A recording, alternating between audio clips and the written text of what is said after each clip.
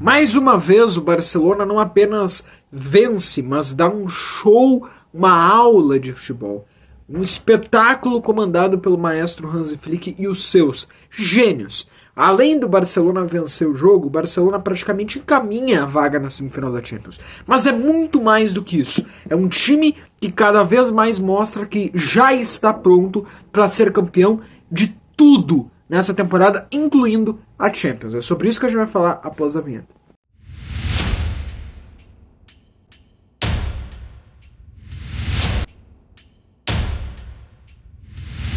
Escalado com Chesney, Koundé, Cubarsí, Inigo Martínez, Baldé, De Jong, Pedri, Fermín López, Lamine Yamal, Rafinha e Lewandowski. Esse foi o 11 inicial do Hansi Flick para essa partida de jogo de ida das quartas e o final de Champions contra o Borussia Dortmund. Um jogo bem diferente do que foi na fase de liga entre Barcelona e Borussia Dortmund.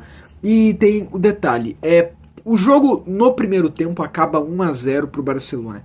Só que é um placar mentiroso. 1-0 do primeiro tempo é um placar mentiroso. Por quê? Porque já era para estar 4-0 para o Barcelona no primeiro tempo. O Barcelona, do minuto 1 até o minuto 90... Tá, não vou dizer até o minuto 90, vamos dizer até o quarto gol. Porque nos minutos finais teve até um gol anulado para o Borussia Dortmund, então eu não vou exagerar aqui. Mas assim, entendam, né? Até o quarto gol quer dizer que foi a partida inteira. O Barcelona foi muito melhor que o Borussia Dortmund. O Borussia Dortmund não fez nada. Sabe o que é nada? Nada. Era um jogo de ataque contra a defesa. Parecia um treino de ataque do Barcelona. Um treino de controle de bola, um treino de posse de bola e um treino de ataque. No primeiro tempo, para não ser injusto, o Borussia teve um chute. Um chute perigoso. Porque fora isso, o Chelsea não precisou fazer nada. O Borussia Dortmund não chegou. Só deu Barça. Só deu Barça. Por muitas vezes, o Barça segurava demais a bola, trocava muitos passes fora da área e às vezes podia ter finalizado, mas demorava um pouco para finalizar. Então tinha essas questões. Ou às vezes o Rafinha, o Yamal paravam no goleiro. Eu lembro que nos primeiros 5 minutos de jogo o Yamal perdeu um gol, né? Então essas coisas aconteciam, mas era em todo o tempo, em todo o jogo, em todo o primeiro tempo, o Borussia Dortmund, acho que levou minutos para tocar na bola o Borussia Dortmund.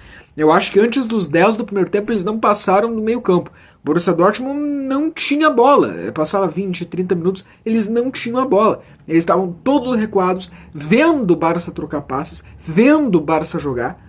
E aí o Barça perdia gols com o Yamal, perdia gols com o Rafinha, perdia muitos gols. Então demora para marcar o primeiro gol na partida, mas já era para estar 2-3-0. É claro que isso preocupa porque a gente pensa, e se der aquela de quem não faz, leva. Mas não tinha nem chance, porque o Borussia Dortmund não conseguiu fazer nada. Os caras literalmente nada. Com poucas arrancadas que eles tentavam ter, a zaga do Barça ali com o Cubarsí, com o Inigo, com o Koundé, já bloqueavam eles não conseguiam nem sonhar em chegar perto do Chesney.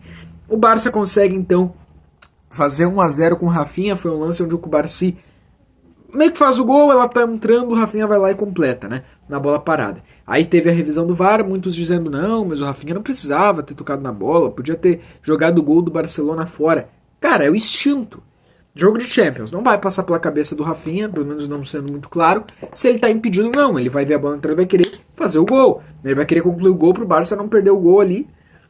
E também, claro, é bom pra ele o gol, né? Pelo amor de Deus, eu acho que contestar a atitude do Rafinha é um erro absoluto. Porque daqui a pouquinho, se ele não vai e não dá gol, a gente já tá reclamando e falando do Rafinha e as páginas que todo mundo ia estar falando mal do Rafinha se ele é culpado por alguma coisa, né? Então, beleza? 25 minutos, 1-0 pro Barça, começa o segundo tempo. Isso é 3 minutos do segundo tempo. O Lewandowski faz um golaço. O Lewandowski faz 2 gols. O Yamal faz o 4º gol. Então, sobre o jogo é incontestável a vitória do Barça. A única coisa que é contestável é o placar, porque podia ter sido uns 8-0 ao natural. O Barça podia ter feito 3 já no primeiro tempo. Não fez, talvez pelas boas defesas do goleiro do Borussia, não fez porque em muitos momentos trocava passes, pensava, demorava um pouco para entrar na área, errava aquele último chute, ou o refino final, como dizem. O Barcelona errou muitas vezes, perdeu muitos gols e tudo desde o primeiro minuto, mas o Barça só deu Barça no primeiro tempo. Só deu Barça no jogo inteiro, que os gols começaram a sair a partir do segundo tempo. A partir do primeiro tempo com 25 minutos, mas a partir do segundo tempo abre, né, deslancha, porque daí o Barça faz mais 3. Os gols são dos 3 melhores jogadores do Barça na temporada. O primeiro é do Rafinha, que pra mim é o melhor jogador do mundo nessa temporada, tem que ganhar a bola de ouro. Rafinha é espetacular. Rafinha, mais uma vez, demais. É o brasileiro com mais gols em Champions, em uma temporada de Champions entre os brasileiros. E mais, ele disputa também com o Messi, né? Ele disputa por mais gols em uma Champions com nada mais, nada menos do que o senhor Lionel Messi, maior jogador da história do Barcelona. E assim, o Rafinha chega a uma marca muito expressiva, 12 gols nessa Champions. O Lewandowski tem 11. E o Lewandowski simplesmente é o terceiro maior artilheiro da Champions. O Lewandowski é isso, se alimenta de assistências e marca, e é atacante decisivo. Ele já está se encaminhando para uma reta final de carreira, mas ele volta ao mesmo pique, ao mesmo estilo, aquele mesmo grande Lewandowski da época do Bayern. É um goleador nato, é incrível o Lewandowski, o terceiro maior artilheiro da história da Champions, só atrás de Messi e Cristiano Ronaldo. Então assim, é espetacular o Lewandowski. E o quarto gol, muito justo, sai do Yamal. O Yamal que é um jogador que ele não tem talvez tantos números de assistências, números de gols. Muitas partidas ele passa em branco nos números, mas ele sempre faz partidas espetaculares. Ele tem 17 anos e já joga uma barbaridade. Os laterais do Borussia entram para a fila daqueles muitos laterais que vão sonhar com o Lamine Yamal, que realmente tiveram muitas dificuldades, né, que não desejam para ninguém ser marcador do Yamal, porque não conseguem. O Yamal é um absurdo. O Yamal é inexplicável, 17 anos, é um gênio, né? Então o Yamal é espetacular e foi coroado com um gol hoje. E que bom isso, que bom pro Yamal, né? O quarto gol, 4-0 pro Barcelona. Indiscutível, eu acho que não é nenhuma soberba, não é nenhuma arrogância, mas é praticamente impossível o Borussia Dortmund ganhar do Barça. Sim, o Borussia Dortmund tem coisas boas, tem boas qualidades, mas, cara, não chega aos pés do Barça, né? O Barcelona é muito melhor.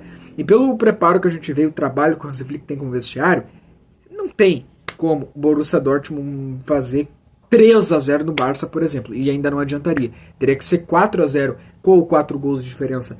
Só que aí se o Barça faz 1, já tem que ser 5-1. Se o Barça faz 2, já tem que ser 6-2. Entende? Não dá, né? Por favor, vamos lá. O Barça já tá na semifinal, né? Podemos dizer. Número que o Barça não chega desde 2019. Tá? E o Barça retorna. Só que é isso, cara. Sabe? Essa que é a questão espetacular.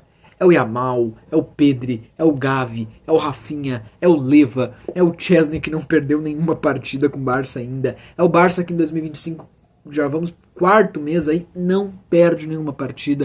É esse Hansi Flick espetacular que ganhou tudo com o Bayern e tá se caminhando para ganhar tudo já nessa temporada. Ele é líder da La Liga, com 4 pontos a mais que o Real Madrid, faltando aí 7 rodadas para acabar, e ainda tendo um jogo direto, podendo quase se confirmar campeão nesse jogo direto.